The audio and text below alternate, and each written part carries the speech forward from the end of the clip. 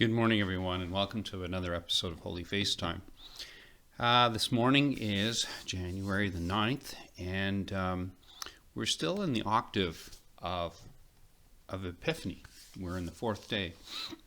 And so I'd like to read to you a beautiful meditation from, again, the Most Reverend Dom Prosper Gueranger, who wrote the Liturgical Year in 1800s, later middle 1800s. Anyway, so let us begin. The star foretold by Balaam, having risen in the east, the three magi, whose hearts were full of expectation of the promised Redeemer, are immediately inflamed with the desire of going in search of him. The announcement of the glad coming of the King of the Jews is made to these holy kings in mysterious and in a silent manner. And hereby it differs from that made to the shepherds of Bethlehem, who were invited to Jesus' crib by the voice of an angel. But the mute language of the star was explained to them by God himself, for he revealed his Son to them. And this made their vocation superior in dignity to that of the Jewish shepherds, who, according to the dispensation of the old law, could know nothing save by the ministry but by the ministry of the angels. The divine grace which spoke directly by itself to the souls of the Magi met with faithful and unhesitating correspondence. St. Luke says the shepherds that they came with haste to Bethlehem, and the Magi showed their simple and fervent eagerness by the words they addressed to Herod. We have seen his star in the east, and they say, we are come to adore him.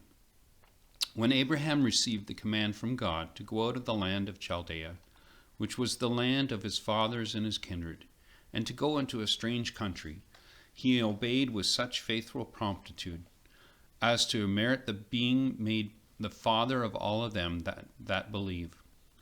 And so likewise the Magi, by reason of their equally docile and admirable faith, have been judged worthy to be called the fathers of the Gentile Church. They too are at least one or more of them went out from Chaldea. If we are to believe St. Justin and Tertullian, and several other fathers, among whom are two just mentioned, assert that one, if not two, of these holy kings was from Arabia. The popular tradition, now for centuries admitted into Christian art, tells us that one of the three was from Ethiopia.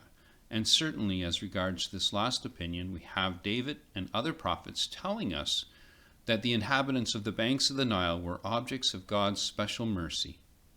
The term magi implies that they gave themselves to the study of the heavenly bodies, and that too for the special intention of finding that glorious star, whose rising had been prophesied.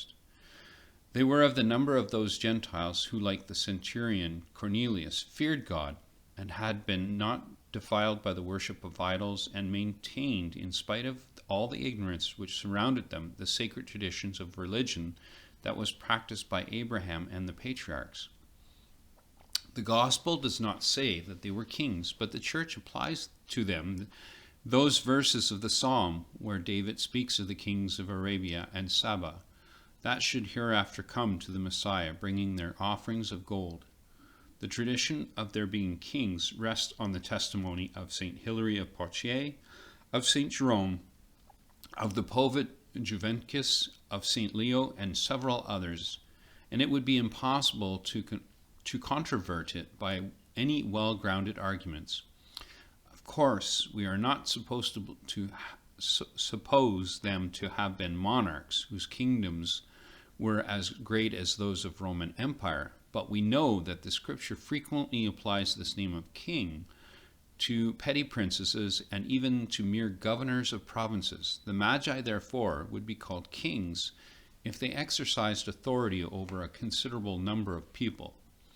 And that they were persons of great importance, we have strong proof in the consideration and attention showed them by Herod, into whose palace they entered, telling him that they were come to pay their homage to the newborn King of Jews. The city of Jerusalem is thrown into a state of excitement by their arrival, which would scarce have occurred had not the three strangers who came for a purpose which few heeded, been attended by a numerous retinue or had not attracted attention by their imposing appearance. These kings, then docile to the divine inspiration, suddenly leave their country, their riches, their quiet, in order to follow a star. The power that God, who called them, unites them in the same path as they were already one in faith. The star goes on before them, marking out the route that they were to follow. The dangers of such a journey, the fatigues of a pilgrimage which might last for weeks or months, the fear of awakening suspicions in the Roman Empire towards which they were evidently tending, all this was nothing to them. They were told to go, and they went. Their first stay is at Jerusalem, for the star halts there. They, Gentiles, come into this holy city, which is soon to have God's curse upon it. And they come to announce that Jesus Christ is come, with all the simple courage and all the calm convictions of the apostles and martyrs. They declare their firm resolution of going to him and of adoring him. Their earnest inquiries constrain Israel, who was the guardian of the divine prophecies, to confess one of the chief marks of the Messiah, his birth in Bethlehem. The Jewish priesthood fulfills, through with a sinful ignorance, its sacred ministry, and Herod sits restlessly on his throne, plotting murder. The Magi leave the faithless city, which has turned the presence of the Magi into a mark of its own reprobation. The star reappears in the heavens and invites them to resume their journey.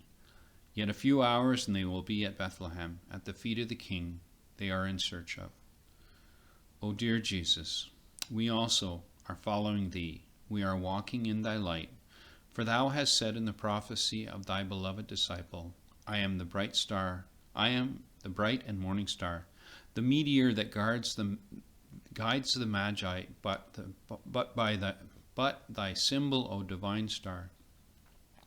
Thou art the morning star, for the birth proclaims the darkness of error, and sin is at its end. Thou art the morning star, for after submitting to death and the tomb, thou wilt suddenly rise from the night of humiliation to the bright morning of the glorious resurrection. Thou art the morning star, for by thy birth and mysteries which are to follow, thou announcest unto us the cloudless day of eternity. May the light ever beam upon us. May we, like the Magi, be obedient to its guidance and ready to leave all things in order to follow it. We were sitting in darkness when thou didst call us to thy grace, by making this thy light shine upon us. We were fond of darkness, and thou gavest love for the lights. Dear Jesus, keep us this love within us. Let not sin, which is darkness, ever approach. Preserve us from the delusion of the false conscience. Avert us that blindness into which fell the city of Jerusalem and her king, and which prevented them from seeing the star. May thy star guide us through life and bring us to thee, our King, our peace, our love. We salute thee too, O Mary, thou art star of the sea, that shinest on the waters of this life, giving calm and protection to the tempest-tossed children who invoke thee. Thou didst pray for the Magi as they traversed the desert. Guide also our steps and bring us to him who is thy child and thy light, eternal. Wow. Another beautiful meditation by Father Don Prosper. And anyway, I'm wishing you all a blessed day on this fourth day of the Octave of the Epiphany. Until next time, God bless you all. Blessed be his holy name. Blessed be his holy face. Bye now.